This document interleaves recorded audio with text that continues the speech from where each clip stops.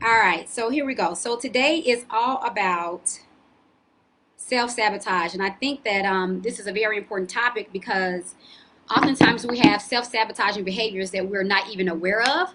Thank you, Diane, for sharing. Make sure you guys hit the share button. If you are just joining me, hit the share button. This is going to be good. It's going to be short and sweet, okay?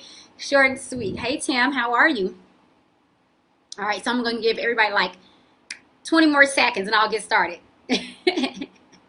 20 more seconds. And of course, as always, if you see me looking away, it's because I am looking at my notes so I can stay on task, target, and time because I like to talk about what I like to talk about.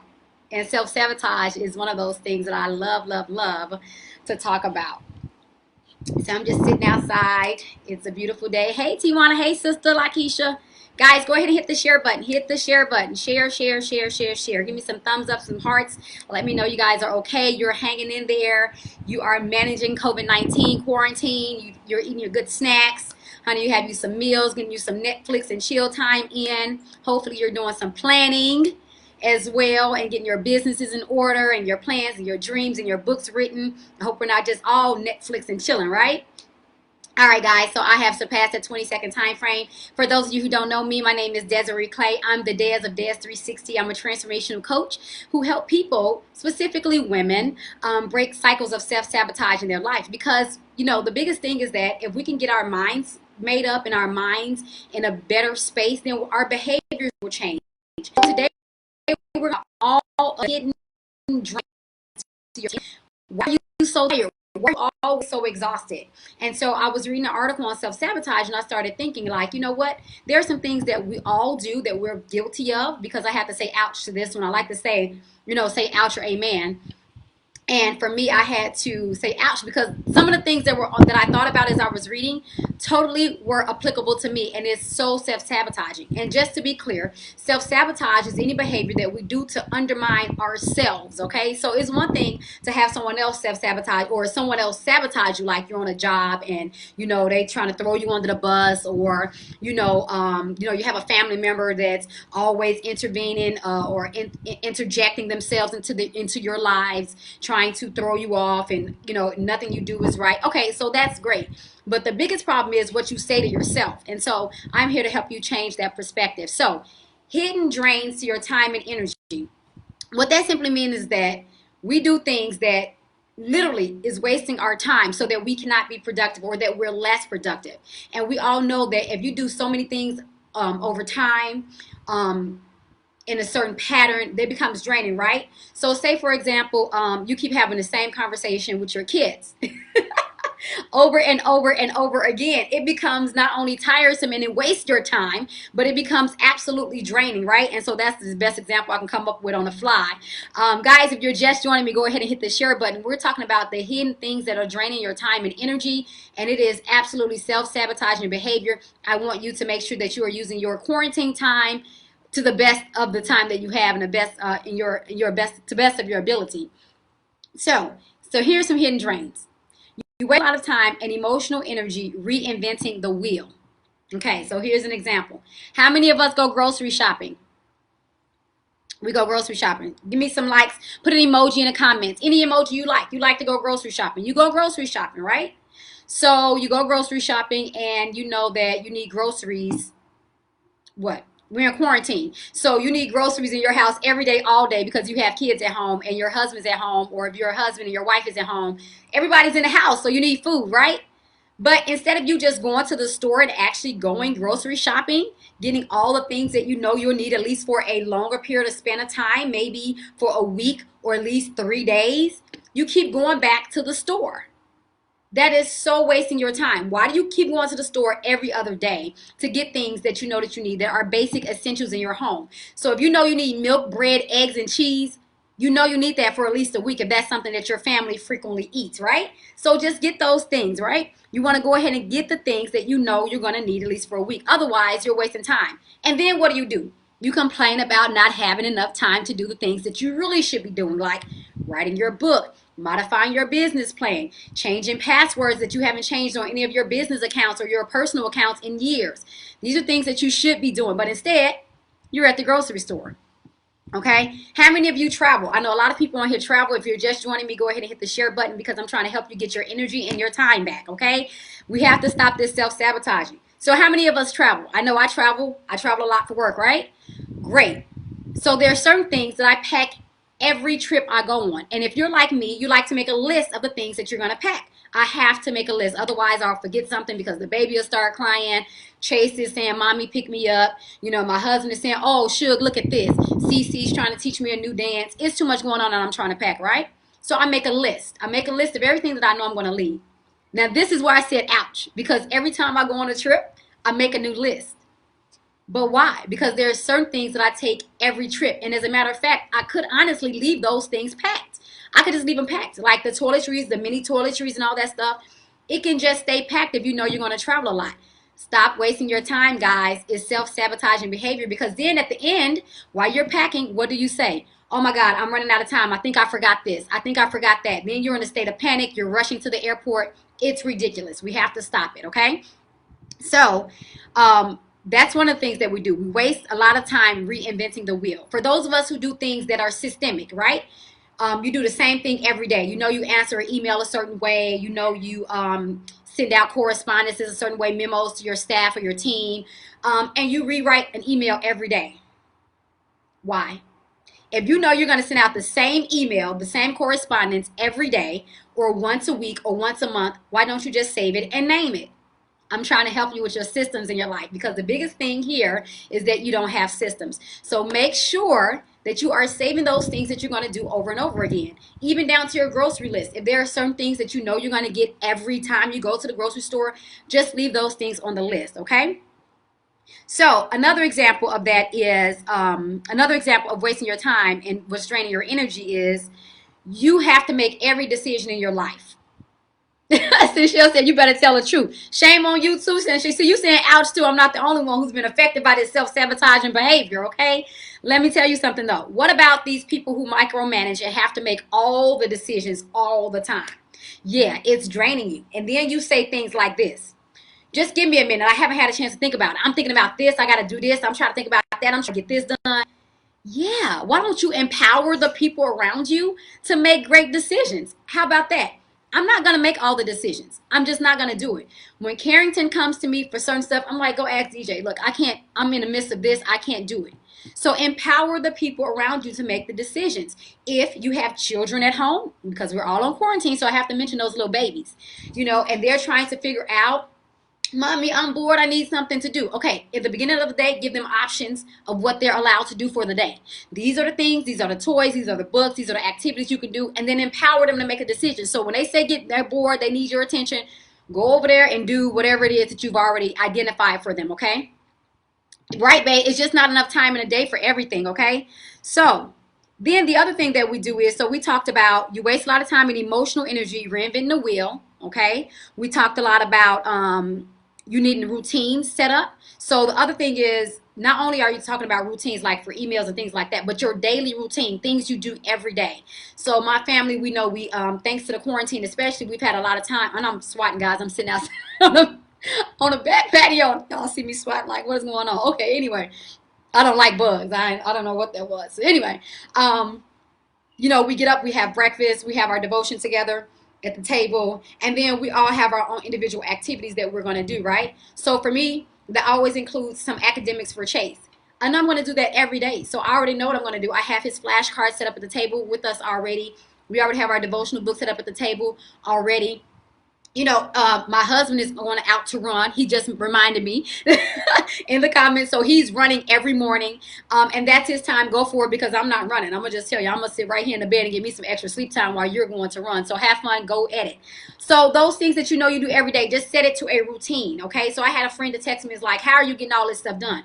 I live by systems and routine. If my mom FaceTimes me, if my family and Diamond and Mama are on here, if they FaceTime me, say at 7 o'clock, they're probably not going to get an answer because my house is shut down with the babies. I'm putting them to sleep, and then they know to text me, and my sister can attest to it too. They know to text me if it's an emergency or if they really need me because I'm shutting down my house. I'm giving out baths and bedtime, you know, and reading stories and things like that. And it helps too because my kids know exactly what to do at a certain time, and so it alleviates a lot of pressure from me. It alleviates a lot of stress off me. And so then once we get the boys down, Carrington knows, oh, this is my time with mama. So then that's when I'm learning all those cool dances that I'm learning another one, by the way. And then, if you're in a house like me, you have great support. My husband is an amazing dad. Okay, let me tell you, he's an amazing husband too. But when it comes to parenting, he's great.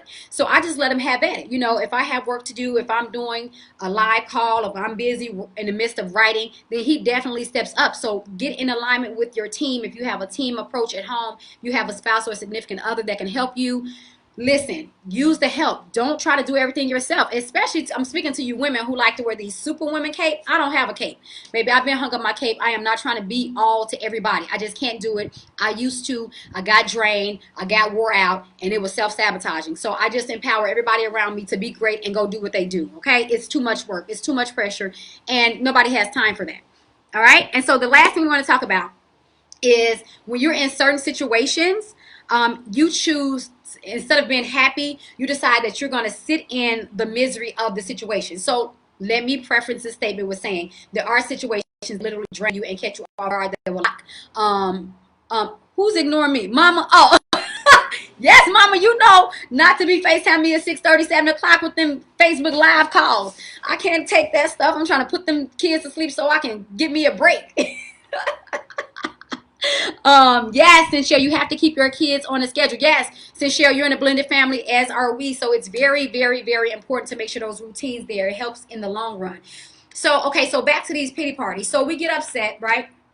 Or something may have really happened, especially like with this COVID-19, it's really close to me. I have, again, I mentioned, I think in a post, one of my really good close friends has been affected by it. And, I decided that I was taken off guard. I mean, this person is hospitalized and everything. This is not a mild case like everybody said. It was a mild case. They told me to self quarantine. No, this person is actually in the hospital right now as we speak, and so it caught me off guard, and I was a little thrown off. To be honest, I was really thrown off, and my energy like left me. Literally, everything I had in that moment was gone. I felt kind of, you know, drained. I felt drained. Like, this is crazy that this is actually affecting someone that I know. And so I prayed, and I prayed. I texted everybody I knew that were prayer warriors, and I asked them to pray. And then I had to release the energy, right? Because the worst thing you can do is sit in something, especially when you have no control of it.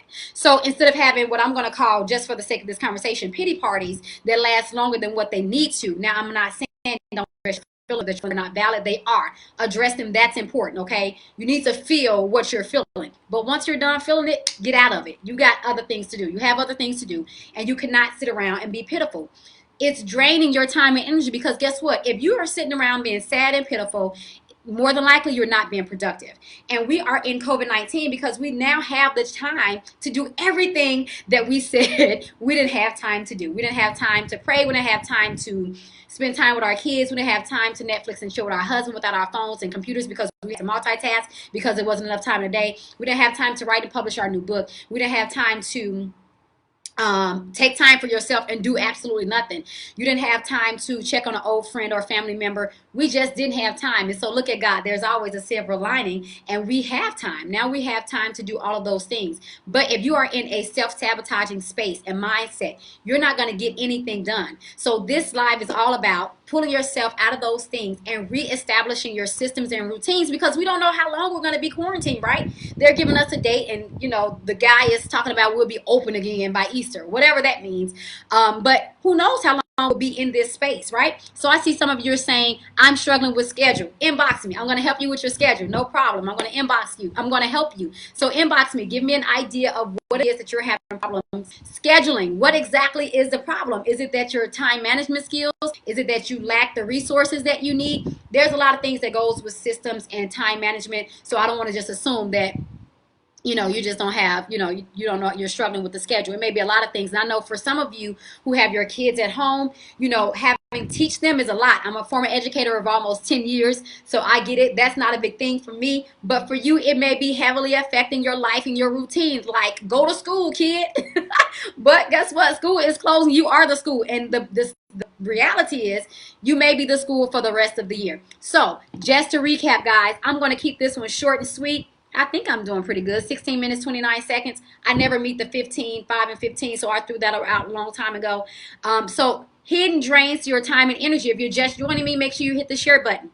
You waste a lot of time and emotional energy reinventing the wheel. Stop doing that. Establish the systems, things that you do all the time, like going to the grocery store. Make the list, keep the list. You know you're going to get milk and eggs every time you go. For me, guess what I'm going to get every time I go? I'm going to get coffee every time I go because I love coffee. Like I start working when my coffee starts working. And that is the truth. You can ask everybody in my house. I go to the coffee pot, okay? I just need my coffee going. So I'm going to get coffee. Why do I remove that from the list? This is one of the things I have a problem with. If you travel a lot or travel what you consider to be a lot, even if it's once a month, and you know you have to take all of those things that are up to code for the airport and all those things, and you pack them and you unpack them, pack them and you unpack them. You already know that you're going to take these same items. Leave it on your list. Make a list of things you need to pack so you don't forget anything and then end up in haste, rushing to the airport, praying that the flight don't leave. You praying that the flight attendant is late and the pilot is late so you can make your flight. Stop all of this foolishness. Make the list. I'm talking to myself. You're just listening in. Okay? The other thing is establish routines for yourself. Establish these routines for your house, your kids. Everyone needs a routine. Everyone. Everybody in my house has a routine. I need you to be on your routine, and I need you not to interrupt my routine because it throws me off, okay? The other thing is empower other people in your to make decisions. That includes your kids. Yes, baby, put my coffee cup up there. Yes, and Shell coffee all day, every day. And if it's a rough day, I need 2 cups. Yes. That's great, Diane. I always unpack my toiletries like some kind of crazy lady. Like for what? I don't know. Anyway, decision making. So let your kids are at home. They shouldn't have to come to you to ask you what they're eating for lunch. Set that out already. So in the morning, Carrington and I, we talk about, or the night before, we talk about what they want to have for breakfast. My son is so hungry, greedy, and loves food. He tells us what he wants to eat. He's 2 before he goes to sleep. Pancakes, sausage, and eggs. Sometimes he wants waffle. Sometimes he just wants cereal. So find out what it is. Yes, Kiana, 2 cups. So find out what it is that you're going to have for breakfast. And then when you get up and you're talking at breakfast at the table with your kids, because I'm going to throw that out there, since your kids are at home, why not have breakfast with them? You hardly ever get to do it during the regular school year. So go ahead and have breakfast with your kids and then talk about what's available for lunch. You can make grilled cheese sandwiches. You can have some noodles. You can have leftovers. These are your options. Don't come ask me about lunch unless you're 2. Okay, of course we have to feed the babies. But Carrington, no, not to come ask me about lunch. She already knows what all her options are. I have empowered her to make certain decisions. And the other thing is, in situations where you can choose to be happy or miserable, choose happiness. I mean, there's enough misery going around, right? We're in the midst of a pandemic and we are trying to make the best of our time. So make sure that you are using all of your time wisely. If you need some other transformation tips,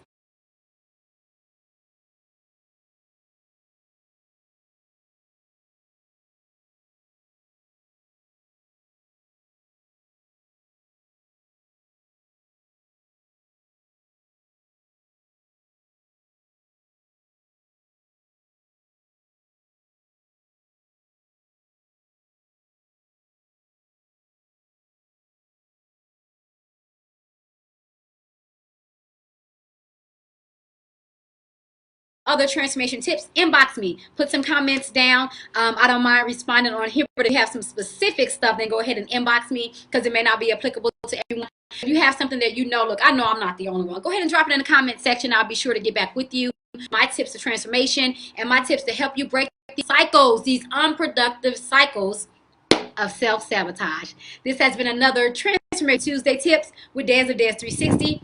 If you're not following me on all social platforms, do so now. It's S360 everywhere, including my YouTube channel. Make sure you share this video. Share. Drop some comments. Tell your friends to look in. And have all as well. You just never know what tips I'll give. This has been a great conversation with you guys. I pray and hope that you stay safe, wash your hands, and stay in a house, for goodness sakes. Jeez, that's a whole nother life. Just stay in a house so get out of the house. Anyway, take care, guys. Love you. See you next Tuesday.